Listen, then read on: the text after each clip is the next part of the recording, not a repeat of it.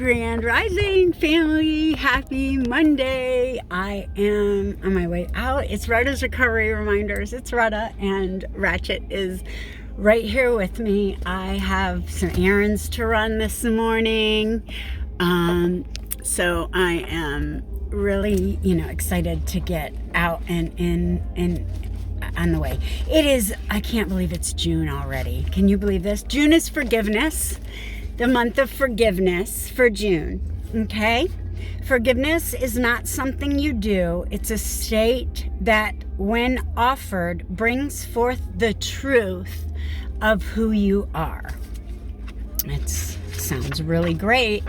And of course I missed yesterday because I was enjoying my time. I've missed the past few days.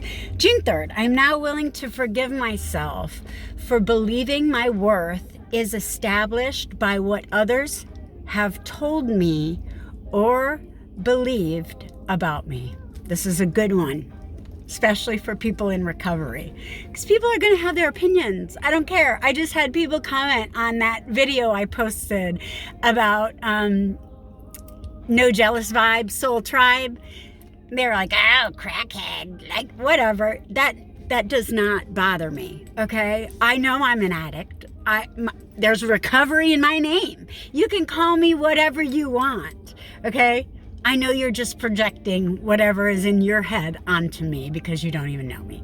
And that's really, I used to get upset, like, no, why? They don't know. They're just projecting their own darkness onto me. Allow them. Let them. That's their karma. And it's so true. Review your responses to the 4 questions offered in yesterday's Just for Today message. Oh, and I didn't read it.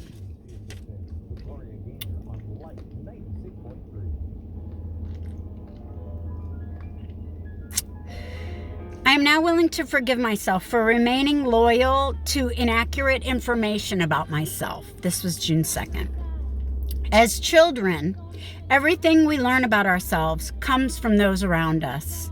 The most important thing we learn is the nature of our value and the depth of your worth. Oh my God, listen.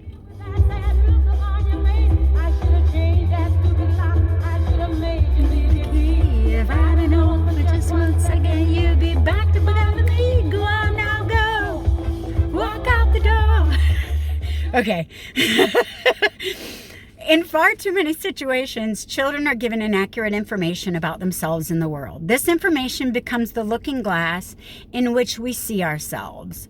Long after we discover that the information we have received is inaccurate. Even when we have the concrete evidence to disprove or contradict what we have been taught, we remain loyal to that information and the people who gave it to us. Big time. Many people struggle their entire lives trying not to contradict what they were told about themselves as children. Big time. This is to your detriment as well. For real. There comes a point in our lives when we must examine. Many people struggle. This results in self-sabotage. There comes a point in our lives where we must examine what we are doing and ask ourselves, why? What would a person who does this tend to believe in order to justify doing it? Until you are willing to contradict the impression etched onto your consciousness, you will find yourself struggling with what you know in your soul about yourself. Big time. That's where the soul work comes into play. And you bridge the gap between the authentic you in your heart and the you that's projected outwards. I've been doing it for the past few years, and it's the most amazing process. That's why I no longer get upset when anyone says anything about me. I don't care what people think about me. I know what I think about myself now. So that's the biggest thing. Until today, you may have been struggling to reconcile what you know and feel about yourself with what you were told about yourself by parents and caregivers. Just for today, examine the unconscious loyalties you may have to the inaccurate information you may have been provided in your journal. Write the first thought you have in response to the following questions. 1. What do I believe about myself? 2, how do I demonstrate this belief? 3, what do I remember being told about myself? 4, how does my behavior support what I have been told? Your responses will provide you with important keys to creating a more positive and productive self-image. Today, I'm devoted to breaking all loyalties to any inaccurate information about myself. Okay, now we know the questions. Let's go on. I am now willing to forgive myself for believing my worth is established by what others have told me or believe about me. And this was a big one in my relationship. I was like, how can he see that? But I was making choices that weren't in alignment with my true self because I was in my addiction.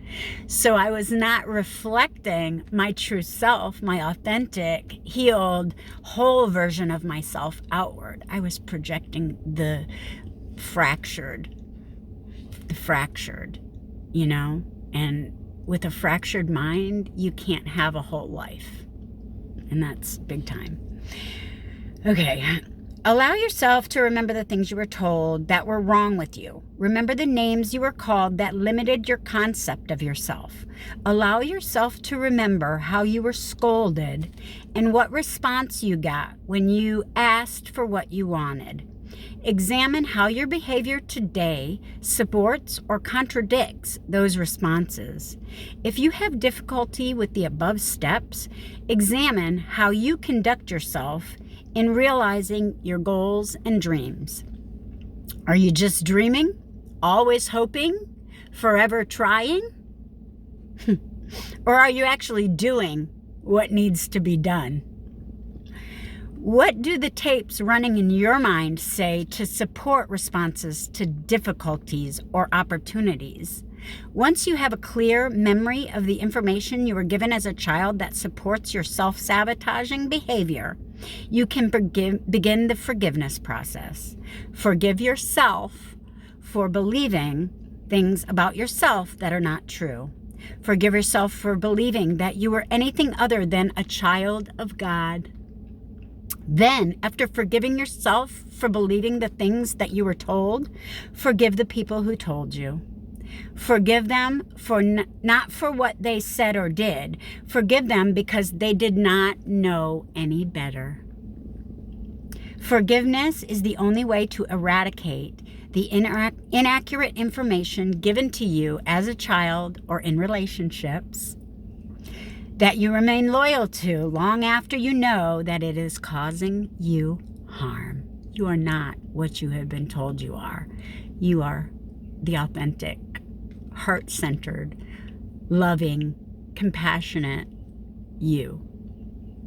If you were never given love as a child, that's kind of hard to know. You'll have to find it within yourself. Until today, you may have experienced difficulty moving beyond the information you received as a child. Just for today, forgive yourself for believing inaccurate information and remaining loyal to the patterns that have supported the information. Today, I'm devoted to forgiving myself for believing things about myself that were not true. And then set about to creating the life with your authentic self. Once you've got all the gunk and ickiness from all those years of trauma out onto paper, out of you, it's got to get onto some paper, and you forgive yourself and you realize that you had to be that person to get to where you are today.